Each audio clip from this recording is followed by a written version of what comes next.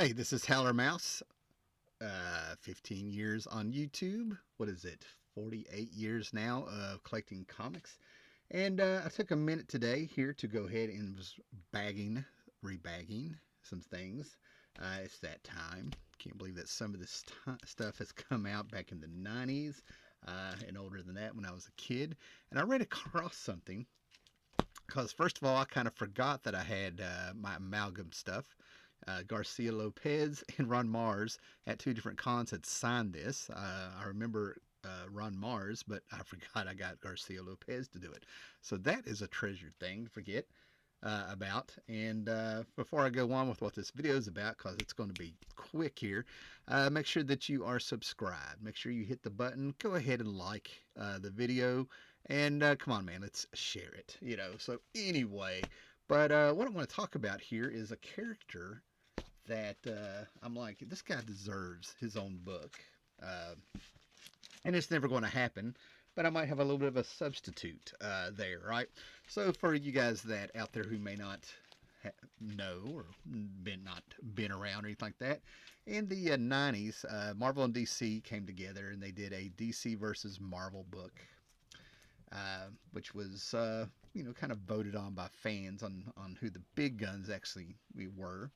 But what happened is that they did an amalgamation, a merging of their universes, and they had a sequel to this. Who will win? This is your preview, and it probably also had the ballot inside, as you can see, to vote on. But that's not what I'm here to talk about. I have an amalgam universe video from probably like 10 or 11, 12 years ago up. Anyway, but some of the stuff in here, you're never going to see these characters again. And they recently came out with an omnibus collecting these, but you're not going to get things like this because the writer of two of these books ended up doing time for some very disgusting things. So I'm kind of fine with it, right? So I go through. It's time to bag these. These books are just fantastic. I think a majority of them are fantastic with how well some of the characters merge. But the one I want to really talk about was Spider Boy. For me, Spider Boy really, Carl Kessel wrote this, and he was able to take some of the coolest concepts from Spider Boy and Ben Riley's Spider Man at the time, Scarlet Spider and stuff, right? Spider Boy is the clone. This is a clone of. He took the two clones of the Marvel Universe, Connor Kent, who was Superboy, the clone at the time he was cloned from Superman, and later on we would find out he had cloned from Lex Luthor as well as Superman, and he was taken out of the tube too early. Okay, and then in the Marvel universe we had the Clone Saga going back to the 70s with Jerry Conway, and he fought a clone of himself made by the Jackal. And man, the sales went down on Spider-Man. They were actually playing around with the idea, allegedly, supposedly, of saying that since the 70s, Peter Parker proper in the books was the clone, and Ben Riley was actually the returning Peter Parker. But it didn't matter. But this book, he took those two characters, the clone of Spider-Man and the clone of Superman, and we got Spider-Boy. And this is so much better than our current day Spider Boy of 2025. I think its series just was canceled. I'm not sure, right? So anyway, right off the bat, we have great Mike Ringo, Mike Ringo artwork, Carl Kessel, and he took the greatest concepts of Jack Kirby. That was associated with the Cadmus Project and Spider-Man. We have he pulled around with the challengers of the fantastic. A lot of Jack Kirby in this, which is one of the reasons I really dig it, and a lot of the great stuff from the Superman side of things, right?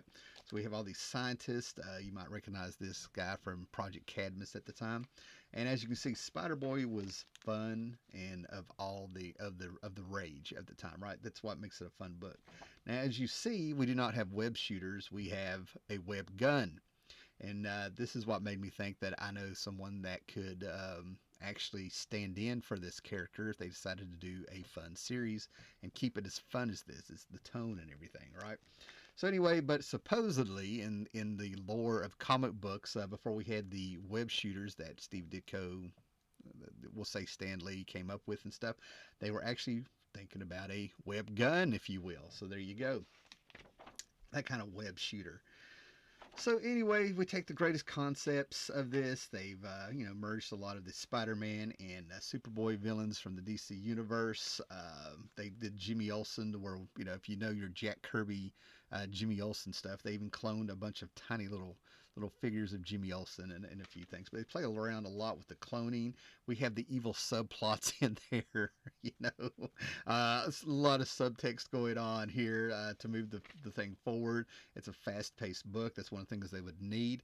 And it turns out it's not so much that he has spider abilities, as that Spider Boys, they played around with the idea of gravity, because Connor Kent, they're saying that Superman has a force field around him, which makes him invulnerable and anything skin tight with him, but it also holds things together when he picks up large objects like a building or a large piece of land. It's called it tactile telekinesis. So the first time that this clone was awakened, way too early, he was able to stick to a wall. So that's where the spider theme came from. No radioactive spider here, people. Okay, but that's what happened with Peter Parker. He almost got hit by a car and he instinctively jumped up and stuck to a wall. So, of course, they take a lot of the great things. Insect Queen is coming. They were playing around the subplot that was going on with Spider-Man getting to meet Mary Jane back in the day, where we got that classic panel of you hit the jackpot when he finally got him. But we get a rundown, a great universe. General Ross, they merge him with a couple people. But his secret identity, Spider-Boy, is Pete Ross, which is a friend of Superboy in the comics for years, before Byrne did a few things with him. But he got that name because he was actually adopted by this general, Thunderbolt Ross, if you know who that is, and that's where he got his last name. Of course, Peter probably was a scientist or the person. There was a reason for Peter, but I don't remember it. So anyway, it's action packed. He's fun. He's light. Carl Kessel really captured a really great spirit of for this book, taking most of the fun. A little bit of a Silver Age feel, but didn't really have the cheesiness of it, if you will. All right. So that's what I'm trying to tell you. This is just a fun book. Everything in here that you need is there. He's even a photographer. Hey, Pete Ross, blonde hair when he's not Spider Boy. Um, and like I said, just all out fun. Now, the second one they did when they did a sequel, yeah, here we go. We have Mary Jane Watson as the Insect Queen, and of course she is saying, "Face it, Spider," instead of Tiger. Face it, Spider. You just hit the jackpot. Oh, yeah. So there you go, right? Just so much fun with this. So what is great is that even though we Carl Kessel had the pieces of the puzzle already, from all those great Silver Age Spider-Man books, and what was going on with DC with Superboy and Superman and everything like that, he really was able to craft the book into something very fun. He arranged those puzzle pieces into something that really fit very well, even though it wasn't the original image. That's kind of why I don't get into Bendis's Ultimate Spider-Man. He had all the pieces of all the books and stuff that came before him, and I feel like, just a retelling of stories and putting a twist on them so that it's not plagiarism and stuff, right? But anyway, and then a year later they did a sequel to it, and a lot of the books were, they didn't really capture the fun and essence of the year before for whatever reason, but the Superboy one actually, I think, kind of improved. They brought in a Ladron who has a very Kirby style, amongst other things, being an artist amongst himself. A lot of Mobius, a lot of Kirby, a lot of feels like manga, you know, influences in there. And what do? We get the Legion of Superheroes and the Guardians of the Galaxy of 2099. Legion, you know, the Legion of Galactic Guardians of 2099 is what they merged them into, and we play around with timelines, so we end up getting tons of characters. He is playing around with the idea now more of Superboy having ties to the Legion of Superheroes with that mythos. And this one just blew me away. I'm like, this is what I'm trying to tell you, Carl. What's Carl Kessel doing it and Ladron coming out here, but we get more of just the fun stuff, the big Superman Silver Age feel, Spider-Man Silver Age feel. of course. It's all sorts of fun. A lot of story in here. So much story packed into this. Um, and of course, we get a plot going on. We get some Kirby characters merged in there, Challengers of the Fantastic. And then all of a sudden, a la Superboy, he meets some Legion of Galactic Guardians from 2099. And we get these fantastic shots of all the characters. So you get around and you get to play with who was merged, who got amalgamized, right? But with those comic book plots, things happen to where time or something's messed with. Martin X, you know, the more you know, the more you read. It's just so much fun. So let me get up here. So anyway, things happen to where time starts repeating itself, but the amalgamations have changed, right? So now we get they come to see him, and this time these are the versions of the original Legion of Superheroes. Lightning Lad, Saturn Girl, Cosmic Boy. We get these versions of them. Time kind of repeating himself, and we get to a whole new team. I mean, just the character designs alone. I mean, this is just good stuff, guys. This is hilarious in some parts as well as time goes by. So yeah, this I thought this was just a great character that deserves his own. And we find out what's going on. They pulled in the Time Trapper and Kang. They amalgamated them, and that's why time is all wonky there. And this, I'm just hitting the high points here, guys. Right? So yeah, we get a couple versions of another another alternate time. This time in the amalgamated universe of another Spider Boy. So yeah, double your money, double your fun. And then they act like next issue things are going on, right? So anyway, this is just a great character that I kind of wish was able to survive the amalgamation. But considering that this was between Marvel and DC, and there's all going to be legalities and contests and stuff like that. It's probably never ever going to happen, right? And but I found a substitute last year. I think this was last year, maybe the last 2 years. They came out with this Stargirl, the Lost Children, where mainly the story is that there's an island where time passes different.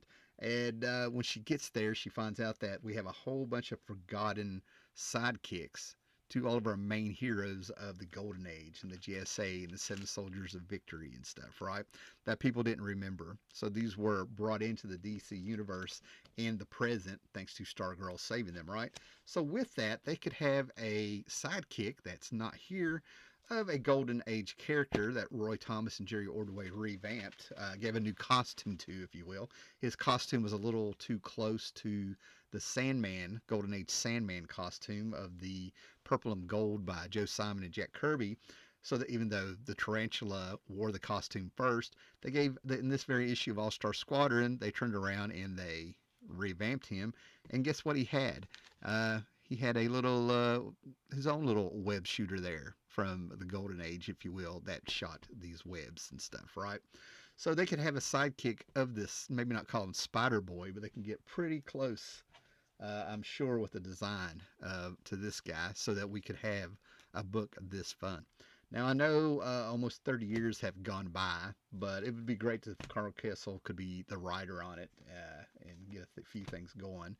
So anyway, guys, just a fun little video I wanted to shoot real quick. I'm gonna be putting this stuff up. I have maybe I'll put it in the down. I'll put it down in the description box of my amalgam video, looking at the DC versus Marvel amalgam comics and stuff from, good God, probably 2013-14 when I shot that video.